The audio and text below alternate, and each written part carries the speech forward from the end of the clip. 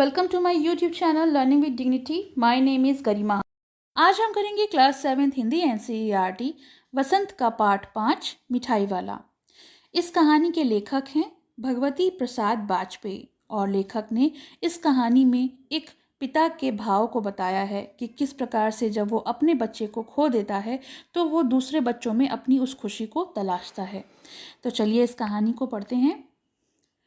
बहुत ही मीठे स्वरों के साथ वह गलियों में घूमता हुआ कहता, बच्चों को बहलाने वाला, खिलौने वाला। तो आपने देखा होगा कि गलियों में फेरी वाले फेरी लगाते हैं और कहते हैं कि खिलौने ले लो या फिर मिठाई ले लो। इसी तरीके से वो भी बच्चों को बहलाने वाला, खिलौने वाला कह के पुकार लगाता था। इस अधूरे वाक्य को वह ऐसे विचित्र किंतु मादक मधुर ढंग से, मादक मधुर मतलब इतने धीमे धीमे मीठे स्वर में बोलता था कि जो भी कोई सुनने वाला होता था वो एक बार तो अस्थिर हो उठता था, यानी वो अपनी जगह से हिलकर उसे ज़रूर देखता था। उसके स्नेह अभिषिक्त कंठ से फूटा हुआ गान सुनकर निकट के मकानों में हलचल मच उठती। स्नेह अभिषिक्त यानी प्रेम में डूबा हुआ, और जब वो गले से ये स्वर निकालता था तो हर कोई उसकी तरफ आकर्षित हो जाता था। छोटे छोटे बच्चों को अपनी गोद में लिए हुई युवतियां चिकों को उठाकर छज्जों पर नीचे झांकने लगती। चिको होता है घूंघट। तो जो औरतें घूंघट करती हैं वो अपने छोटे छोटे बच्चों को गोद में उठाती थीं और अपने छज्जों में आके, छज्जे यानी घर के जो आगे का हिस्सा होता है उसमें से झांक कर उसको गलियों में देखती थीं। गलियों और उनके अंतर्व्यापी छोटे छोटे उद्यानों में खेलते और इठलाते हुए बच्चों का झुंड उसे घेर लेता और तब वह खिलौने वाला वहीं बैठकर खिलौने की पेटी खोल देता। तो यहाँ पर कुछ ऐसा दृश्य बताया गया है कि वो गली में आता था, आवाज़ें लगाता था और जो बीच का मैदान होता था, अंतर्व्यापी मतलब होता है बीच में फैला हुआ, तो वहाँ पर वो आकर अपने खिलौने, जब सारे बच्चे इकट्ठे हो जाते थे तो वहाँ पर उनको बेचता था। बच्चे खिलौने देखकर पुलकित हो उठते, पुलकित यानी खुश उठते, उनके चेहरे पर एक चमक आ जाती थी। वह पैसे लाकर खिलौने वाले को मोल भाव करने लगते, पूछते कि किसका क्या दाम है और इसका क्या दाम है। वो अपनी तोतली आवाज़ में पूछते थे, जैसे कि ऑल इचका, ऑल इचका। खिलौने वाले बच्चों को देखता और उनकी नन्ही नन्ही उंगलियों से पैसे ले लेता। बच्चों की इच्छा अनुसार उनको खिलौने दे देता। खिलौने लेकर फिर बच्चे उछलने कूदने लगते और फिर खिलौने वाला उसी प्रकार गाकर कहता, बच्चों को बहलाने वाला आया खिलौने वाला। सागर की हिलौर की बाती उसका यह मादक गान गली भर के मकानों में इस ओर से उस ओर तक लहराता हुआ पहुंचता और खिलौने वाले आगे बढ़ जाता और ऐसे गली में घूम घूम कर वो बच्चों का मन बहलाता और अपने खिलौने बेचता। इसमें उसे बड़ी खुशी मिलती। राय विजय बहादुर के बच्चे भी एक दिन खिलौने लेकर घर आए। वे दो बच्चे थे जिनका नाम था चुन्नू और मुन्नू। चुन्नू जब खिलौने लेके आया तो बोला, मेला घोला कैसा छुंदल है। वो अपनी तोतली आवाज़ में बोला था कि मेरा घोड़ा कितना सुंदर है। और इसी पर मन्नू यानी उसका छोटा भाई बोला, और देखो मेला कैसा छुंदल है। और उसने कहा कि और देखो मेरा घोड़ा भी जो है वो कितना सुंदर है। दोनों अपने हाथी घोड़े लेकर घर भर में उछलने लगे। छोटे छोटे बच्चे खिलौने पाकर जैसे खुश होते हैं वैसे वो दोनों बच्चे भी अपने घर में खेलने लगे। इन बच्चों की माँ, जिनका नाम रोहिणी था, कुछ देर तक खड़े खड़े उनका खेल निहारती यानी देखती रही। अंत में दोनों बच्चों को बुलाकर उसने पूछा, अरे ओ चुन्नू मुन्नू, ये खिलौने तुमने कितने में लिए हैं। तो चुन्नू मुन्नू से उसने उनका दाम पूछा।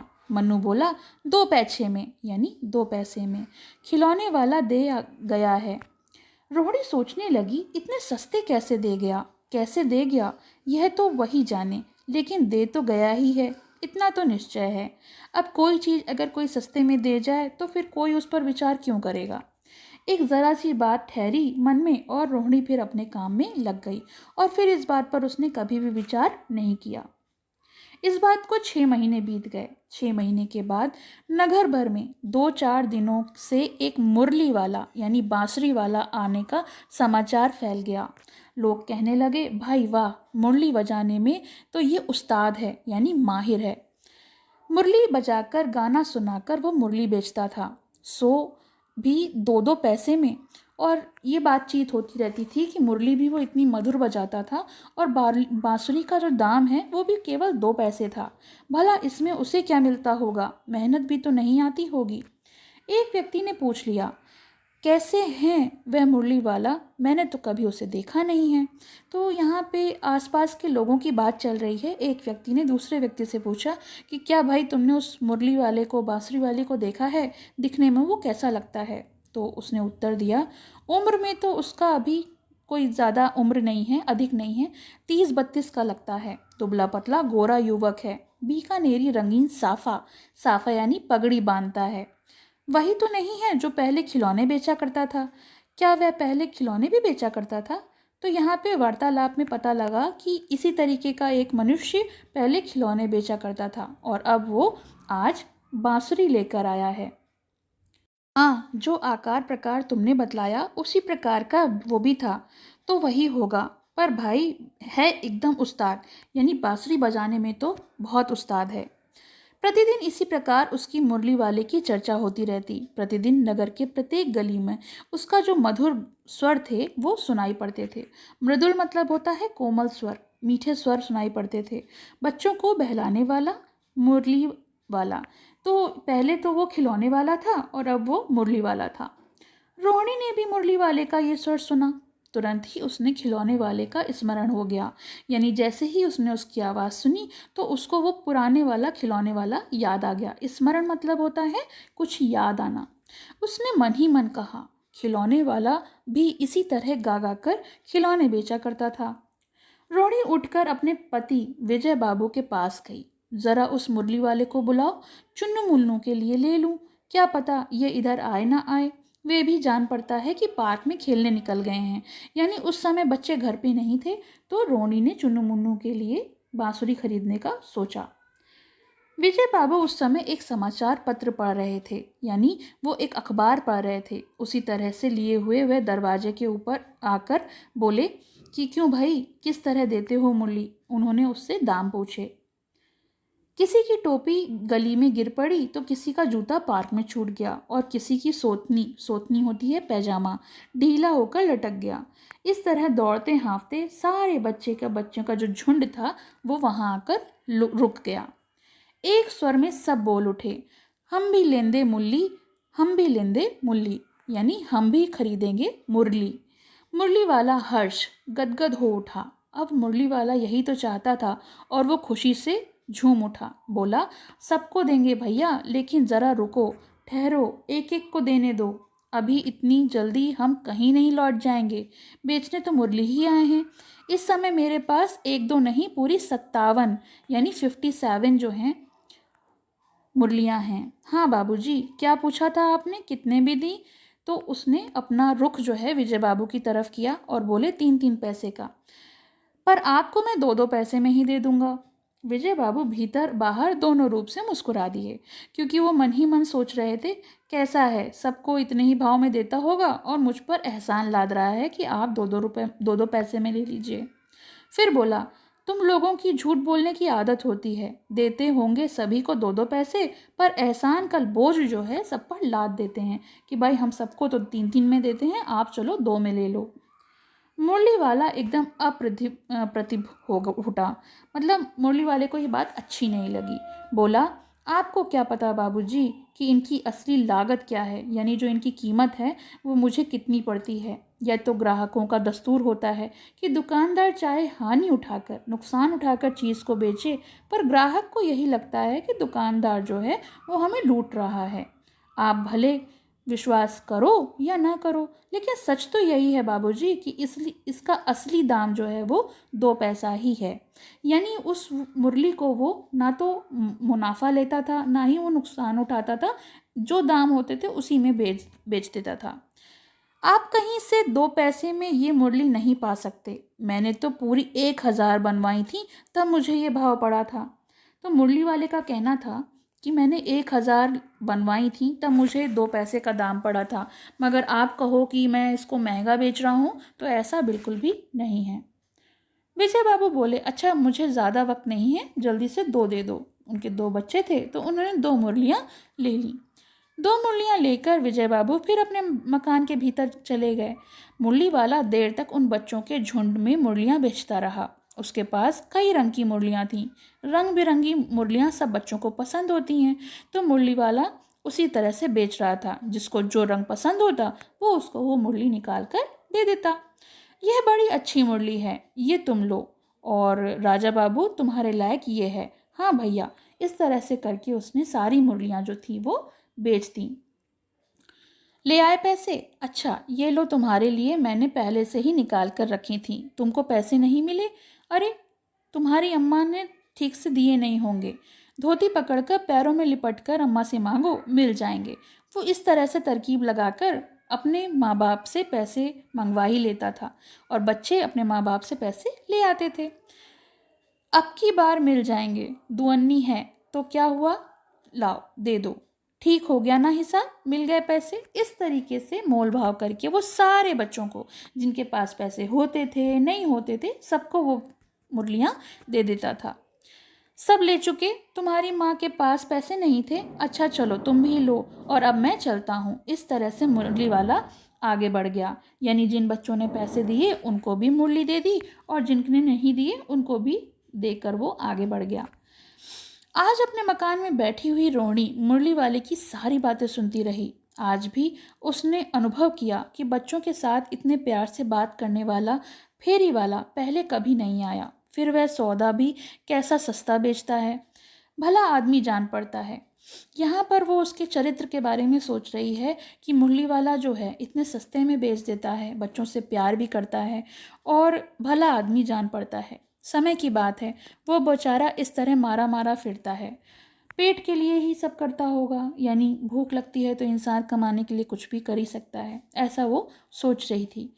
इस समय मुरली वाले की क्षीण स्वर दूसरी निकट की गली में सुनाई पड़े। क्षीण यानी धीमी, क्षीण मतलब होता है नष्ट हो जाने वाला, यानी जो धीमे स्वर होते हैं, धीरे धीरे कोई दूर जा रहा होता है तो उसकी आवाज़ गायब होने लगती है। इसी तरीके से उसकी आवाज़ भी धीमी पड़ रही थी। बच्चों को बहलाने वाला आया मुरली वाला। रोहिणी इसे सुनकर मन ही मन कहने लगी, इसके स्वर कैसे मीठे हैं। बहुत दिनों तक रोहिणी को मुरली वाले का ये मीठा स्वर और उसकी बच्चों के प्रति स्नेहसिक्त बातें याद आती रहीं। स्नेहसिक्त मतलब प्रेम से भरी हुई। महीने के महीने आए और चले गए, और फिर मुरली वाला दोबारा नहीं आया। धीरे धीरे उसकी स्मृति भी क्षीण हो गई, यानी उसकी जो याद थी वो भी खत्म हो गई, नष्ट हो गई। 8 महीने के बाद की बात है। सर्दी के दिन थे, यानी जाड़ा आ गया था। रोहिणी स्नान करके मकान की छत पर चढ़कर आजानुलंबित मतलब होता है घुटनों तक लंबे बाल जो थे वो सुखा रही थी। उसके बाल काफ़ी लंबे थे और इसीलिए वो छत पर अपने सुखा रही थी। इस समय नीचे की गली में सुनाई पड़ा, बच्चों को बहलाने वाला आया मिठाई वाला। तो इस बार जो खिलौने वाला था जिसने मुरली बेची थी, आज वो मिठाई लेकर आया था। मिठाई वाले का स्वर उसके लिए परिचित था। झट से रोहिणी नीचे उतर आई। रोहिणी को लगा यह आवाज़ उसने पहले भी सुनी है, और इस परिचित आवाज़ के साथ वो नीचे आ गई। उस समय उसके पति मकान में नहीं थे। हाँ, उनकी वृद्धा दादी थी। रोहिणी उनके निकट आकर बोली, दादी, चुन्नू मुन्नू के लिए मिठाई लेनी है, ज़रा कमरे में चलकर ठहराओ उसको। मैं उधर कैसे जाऊं, कोई आता ना हो। ज़रा हटकर मैं भी चिक की ओट में बैठ रहूंगी। चिक यानी मैंने आपको बताया था घूंघट या आड़। दादी उठकर कमरे में आकर बोली, ए मिठाई वाले, इधर आना। मिठाई वाला निकट आया, बोला, कितनी मिठाई दे दूं माँ जी? नए तरह की मिठाइयाँ हैं, रंग बिरंगी हैं, कुछ कुछ खट्टी हैं, कुछ कुछ मीठी हैं, जायकेदार हैं, बड़ी देर तक मुंह में टिकने वाली हैं, यानी जल्दी घुल नहीं जाएंगी। बच्चे उसको खाएंगे तो मुंह में रहेंगी। बच्चे बड़े चाव से चूसते हैं। इन गुणों के सिवा ये खांसी भी दूर करती हैं। कितनी दे दूं? चपटी गोल पहलदार गोलियां हैं, 1 पैसे की 16 हैं। 16 यानी 16। दादी बोली, 16 तो कम है, कम से कम 25 यानी 25 दो। मिठाई वाला, नहीं दादी, अधिक नहीं दे सकता, इतना भी देता हूँ। यह अब मैं तुम्हें क्या। फिर वो बहस करने के बजाय उसने कहा, मैं इससे अधिक नहीं दे सकता। रोहिणी दादी के पास ही थी। बोली, दादी काफ़ी सस्ता दे रहा है, 4 पैसे की ले लो। ये पैसे रहे। तो उसने 4 पैसे दिए और मिठाई वाले से मिठाई लेने के लिए उसने कहा कि नहीं, जितने की दे रहा है ठीक दे रहा है, आप ले लो। मिठाई वाला मिठाइयाँ गिनने लगा। तो दादी बोली, ये 4 पैसे की दे दो, लेकिन 25 नहीं तो 20 ही दे दो। अरे हाँ, मैं बूढ़ी हुई, लेकिन मोल भाव अब मुझे ज़्यादा करना नहीं आता। तो दादी इस पर हंसकर बोली कि भैया मैं बूढ़ी हो चली हूँ, मुझे मोल भाव नहीं करना आता। और ऐसा वो पोपले मुंह से कह रही थी, पोपले मुंह जिसमें दांत ना हो। अब दादी बूढ़ी हो गई थी तो उनके मुंह में दांत तो थे नहीं। तो मुस्कुरा कर वो बोली कि भाई मुझे मोल भाव करना नहीं आता, 25 नहीं देना है, 25 मत दो, मगर 1 पैसे की 20 दे दो। रोड़ी ने दादी से कहा, दादी इससे पूछो क्या ये शहर में कभी पहले भी आया था, क्या यहीं पर रहता है या कहीं और का निवासी है। दादी के इस कथन को दोबारा दोहराने की ज़रूरत नहीं पड़ी, क्योंकि मिठाई वाला ये सब सुन रहा था। मिठाई वाले ने उत्तर दिया, पहली बार नहीं आया हूँ, कई बार आ चुका हूँ। रोहिणी चिक की आड़ से बोली, घूंघट की आड़ से बोली, पहले कहीं मिठाई बेचते आए थे या और कोई चीज़ लेकर आए थे। तो मिठाई वाला हर्ष, हर्ष यानी खुशी, संशय, संशय होता है कोई चीज़ के बारे में आप जब विस्मय आदि करके, यानी ऐसे हैरानी युक्त भाव से आप जब बोलते हो, तो उस भाव से वो बोला, इससे पहले मैं मुरली लेकर आया था और उससे पहले मैं खिलौने लेकर आया था। रोणी ने अनुमान ठीक निकला। रोणी जो है वो सोच रही थी, वो बात सही निकली कि पहले भी आ चुका है और यही खिलौने बेचता था और इसी ने मुरली भी बेची थी। वह बोली, इन व्यवसायों में भला तुमको क्या मिलता है। व्यवसाय यानी बिजनेस। तो तुमको क्या मिलता होगा। वह बोला, मिलता भला क्या है, यही खाने भर को मिल जाता है, कभी नहीं भी मिलता है, पर हाँ संतोष, धीरज, कभी कभी असीम सुख ज़रूर मिलता है और यही मैं चाहता भी हूँ। संतोष यानी पेशेंस, और असीम सुख का मतलब होता है खुशी। सुख कैसे, ये भी बताओ। वह व्यर्थ उन बातों में क्यों चर्चा करूं, आप उन्हें जाने दें, उन बातों को सुनकर आपको दुख होगा।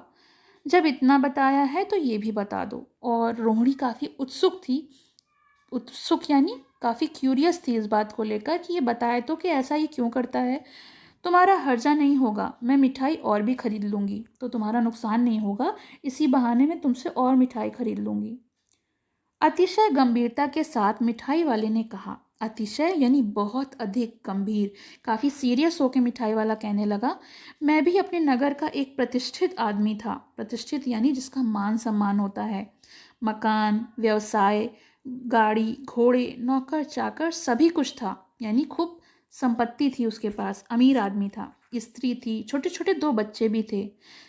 मेरा वह सोने का संसार था। उसका कहना था कि जो उसका परिवार था और बच्चे थे, सब कुछ, धन संपत्ति सब कुछ था उसके पास। बाहर संपत्ति का वैभव था और भीतर संसारिक सुख था। स्त्री सुंदर थी, मेरी प्राण थी, यानी मेरी जान थी वो। बच्चे ऐसे सुंदर थे जैसे सोने के सजीव खिलौने, इतने प्यारे बच्चे थे। उनकी अटखेलियाँ के मारे घर में कोलाहल यानी शोर मचा रहता था। समय की गति और विधाता की लीला, यानी भगवान की जो लीला होती है उसे कोई नहीं बदल सकता। अगर अब कोई नहीं है, सब खत्म हो गया। दादी प्राण निकाले नहीं निकले, इसलिए अपने उन बच्चों की खोज में घूमता रहता हूँ। कहीं तो होंगे, कहीं तो उन्होंने जन्म लिया होगा। उस तरह रहता तो घुल घुल के मर जाता, मगर इस तरह से संतोष के साथ मरूंगा। इस तरह के जीवन में कभी कभी अपने उन बच्चों की एक झलक सी मिल जाती है। ऐसा जान पड़ता है जैसे वह इन्हीं में उछल कूद कर रहे हैं, हंस खेल रहे हैं। पैसे की कमी तो कभी थी ही नहीं, आपकी दया से पैसे बहुत हैं। जो नहीं है, इस तरह उसी को पार लेता हूँ। क्योंकि उसके पास पैसे की कमी नहीं थी, असल में उसने अपने परिवार को खो दिया था और इस तरह से वो संतोष पाता था, दूसरों बच्चों में अपने बच्चों को ढूंढता था। रोहिणी ने अब मिठाई वाले की ओर देखा, उसकी आंखों में आंसू थे। इसी समय चुन्नू मुन्नू आ गए, बोले, अम्मा मिठाई मुझसे ले लो। ये कहकर तत्काल कागज की 2 पुड़ियाँ मिठाइयों से भरी मिठाई वाले ने चुन्नू मुन्नू को दे दी। वो बच्चों से प्यार करता था तो ये चीज़ स्वाभाविक थी। रोहिणी ने भीतर से पैसे फेंक दिए। मिठाई वाले ने पेटी उठाई और कहा कि बस इस बार मैं पैसे नहीं लूँगा। दादी बोली, अरे अरे, अपने पैसे तो ले जा भाई। तब तक फिर सुनाई पड़ा उसी प्रकार से मादक मृदुल स्वर में, बच्चों को बहलाने वाला आया मिठाई वाला। लेकिन उसने पैसे नहीं लिए और वो अपनी धुन में आगे बढ़ गया। तो चलिए इसके प्रश्नोत्तर और शब्दार्थ देख लेते हैं। प्रश्न 1 कहानी से। मिठाई वाला अलग अलग चीज़ों को बेचता था और वह महीनों के बाद क्यों आता था? तो उत्तर है, मिठाई वाला अलग अलग चीज़ें इसलिए बेचता था क्योंकि वह अपने बच्चों को प्राप्त करना चाहता था, उनका ध्यान प्राप्त करना चाहता था। उसके बच्चे एवं उसकी पत्नी की जो मृत्यु थी, असमय हो गई थी। वह अपने बच्चों की झलक इन गली के बच्चों में देखता था, इसलिए वह बच्चों की रुचि की चीज़ें जो उनको पसंद होती हैं वो लेकर आता था और बेचता था। वह बदल बदल कर चीज़ों को बेचता था, इसलिए उसे आते ही बच्चे जो थे घेर लेते थे और उनकी फरमाइशें पूरी करता था और महीनों के बाद आता था क्योंकि उसे पैसों का कोई लालच नहीं था। इसके अलावा इन चीज़ों को तैयार करवाता था और बच्चों के लिए लेकर आता था। प्रश्न 2 मिठाई वाले में वह कौन से गुण थे जिनकी वजह से बच्चे बड़े भी उसकी ओर खींचे चले जाते थे? तो इसका उत्तर है, मिठाई वाला बड़ा मधुर आवाज़ में गा गा कर अपनी चीज़ों की विशेषताएं बताना, बच्चों की मनपसंद चीज़ें लाना, कम दामों पे बेचना और बच्चों से अपनापन दिखाना, ये सारी उसके अंदर विशेषताएं थीं। बच्चे बड़े भी इसी कारण उसी की तरफ खिंचे आते थे। प्रश्न 3 विजय बाबू एक ग्राहक थे और मुरली वाला एक विक्रेता यानी बेचने वाला। दोनों अपने अपने पक्ष का समर्थन में क्या तर्क पेश करते हैं? तो उत्तर है, विजय बाबू एक ग्राहक थे जबकि मुरली वाला एक विक्रेता, लेकिन दोनों ने मोल भाव के लिए अपने अपने तर्क दिए। विजय बाबू ने अपने पक्ष में कहा कि फेरी वाले तो झूठ बोलने की आदत होती है और देते हैं सभी को दो दो पैसे में, पर एहसान ज़रूर लाद देते हैं। इसके विपरीत मुरली वाले ने अपना तर्क प्रस्तुत किया और कहा, ग्राहक को वस्तुओं की लागत का पता ही नहीं होता, उनका तो दस्तूर होता है। दुकानदार चाहे हानि उठाकर वस्तुओं को बेचे, लेकिन ग्राहक को तो यही लगता है कि दुकानदार उन्हें लूट रहा है। प्रश्न 4 खिलौने वाले के आने पर बच्चों की क्या प्रतिक्रिया होती थी? तो उत्तर है, खिलौने वाले के आने पर बच्चे खुश हो जाते थे, बच्चे अति उत्साहित हो जाते थे। उन्हें खेल कूद भूलकर अपने सामान, जूते चप्पल का भी ध्यान नहीं रहता था। वे अपने अपने घर से पैसे लाते थे, खिलौने को खेल खरीदते थे। खिलौने वाला भी मनचाहा खिलौना दे देता था। बच्चे उन्हें लेकर खुश हो जाते थे और खूब पागल हो जाते थे। प्रश्न 5 रोहिणी को मुरली वाले के स्वर से खिलौने वाले का स्मरण क्यों आया? तो उत्तर है, रोहिणी को मुरली वाले के स्वर से खिलौने वाले का स्मरण इसलिए आया क्योंकि खिलौने वाले की जो आवाज़ थी वो जानी पहचानी थी। खिलौने वाला भी इसी मधुर स्वर में गाकर खिलौने बेचा करता था और मुरली वाला भी ठीक उसी तरह से मीठे स्वर में गाकर मुरलियाँ बेच रहा था। प्रश्न 6 किसकी बात सुनकर मिठाई वाला भावुक हो गया और उसने इन व्यवसायों को अपनाने का कारण बताया? तो उत्तर है, रोहिणी की बात सुनकर मिठाई वाला भावुक हो गया। भावुक यानी इमोशनल हो गया। इस पर उसने अपने भावुक होने का कारण बताया कि मैं एक अपने नगर का प्रतिष्ठित व्यापारी था। मकान, व्यवसाय, घोड़ी गाड़ी, नौकर चाकर सभी कुछ था। स्त्री थी, छोटे छोटे 2 बच्चे थे और उसका सोने से भरा संसार था, यानी उसके पास सभी खुशहाली थी। लेकिन भगवान ने उससे सब कुछ छीन लिया। उसके इन व्यवसायों को अपनाने के निम्नलिखित कारण बताए कि ये सारे व्यवसाय उसने क्यों चुने। मैं इन व्यवसायों को माध्यम से अपने खोए हुए बच्चों को खोजने निकलता हूँ और इनको हंसते कूदते उछलते देखकर अपने बच्चों की झलक को ढूंढने की कोशिश करता हूँ। इन बच्चों को सामान बेचकर मुझे संतोष मिलता है और इनके चेहरे पर जो खुशी है उससे मुझे काफ़ी खुशी मिलती है, संतोष मिलता है।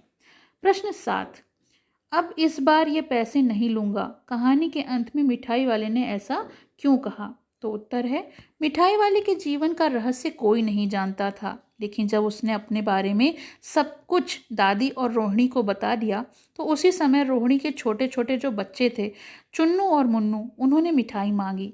वे दोनों को मिठाई एक पुड़िया दी और रोहिणी से पैसे नहीं लिए। इस बार पैसे इसलिए नहीं लिए कि ये बात दर्शाती है कि उसका मन भर आया था। ये बच्चे उसे अपने बच्चे जैसे लग रहे थे और इस कारण वो पैसे नहीं कमा सकता था। प्रश्न 8 इस कहानी में रोहिणी चिक के पीछे से बात करती है। चिक यानी घूंघट। क्या आज भी औरतें चिक के पीछे से बात करती हैं? यदि करती हैं तो क्यों? आपकी राय में क्या सही है, ये लिखिए। उत्तर, स्वतंत्रता प्राप्ति के बाद संविधान ने स्त्री पुरुष को समान अधिकार दिए हैं। आज शिक्षा के प्रसार और आधुनिकीकरण से भी समाज में बदलाव आया है। आज की नारी पुरुषों से किसी भी क्षेत्र में पीछे नहीं है। जहाँ स्त्रियाँ आज भी पर्दे में रहना पड़ता है, ऐसे जगह बस मजबूरी में ही रहना पड़ता है। हमारी राय में ये पूर्णतः गलत है, क्योंकि स्त्री और पुरुष दोनों ही समाज का एक आधार हैं और दोनों को समान दर्जा मिलना चाहिए। तो ये हो गया इस पाठ के प्रश्नोत्तर। अब हम शब्दार्थ देख लेते हैं। पहला है अस्थिर, यानी जो स्थिर ना हो। दूसरा है स्नेह अभिषिक्त, प्रेम में डूबा हुआ। तीसरा है कंठ, कंठ कहता है गला। उस्ताद होता है किसी भी चीज में कुशल। साफा यानी पगड़ी। मृदुल होता है कोमल। चिक घूंघट। स्मरण करना यानी याद करना। छज्जा होता है छत के आगे वाला भाग। सोथनी यानी पाजामा। अंतर्व्यापी कहते हैं बीच में फैला हुआ। कोई भी चीज़ अगर बीच में फैली हुई होती है तो उसे कहते हैं अंतर्व्यापी। दुअन्नी यानी दो आना, जैसे 2 आना, 4 आना, 6 आना, 8 आना। तो 2 आना और 4 आना तो आपने सुना होगा, लेकिन अब ये चीज़ें नहीं चलती। क्षीण होता है नष्ट। आजनुलंबित घुटनों तक लंबे। और केश राशि यानी बालों का समूह। पोपला मुंह जिसमें दांत ना हो। चेष्टा यानी कोशिश। विस्मय आदि भाव में यानी हैरानी युक्त भाव से, यानी किसी को अचरज होता है, आश्चर्य होता है तो उसे कहते हैं विस्मय आदि भाव से। अतिशय होता है बहुत अधिक। और आखिरी कोलाहल यानी शोर। तो ये तो इसके प्रश्नोत्तर और शब्दार्थ हो गए। आपको कैसे लगे कमेंट सेक्शन में मेंशन करिएगा, और पसंद आए तो लाइक का बटन जरूर दबाइएगा। पसंद आया हो तो लाइक करें, शेयर करें और चैनल को सब्सक्राइब करें।